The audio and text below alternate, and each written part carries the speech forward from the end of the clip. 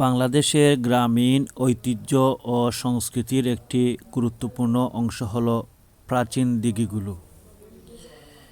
এসব দিঘি শুধু পানি সংরক্ষণের উৎস নয়, গ্রামীণ জনজীবনের ইতিহাস, ঐতিহ্য ও ধর্মীয় বিশ্বাসের সঙ্গে ওতপ্রোতভাবে জড়িত। এমনই একটি দিঘি হচ্ছে ছয়শ্রী দিঘি।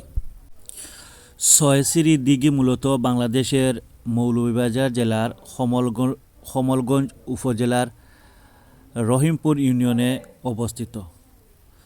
স্থানীয় লোককথা অনুযায়ী বহু বছর আগে এক জমিদার বা রাজা এই দিঘি খনন করেন।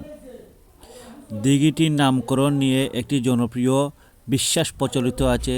এই দিঘির পাড়ে ৬টি সিঁড়ি ছিল, যা সেই সময়ের সঙ্গে বিলীন হয়ে গেলেও নামের মাধ্যমে আজও বহমান এই ছয়শ্রী দিঘি।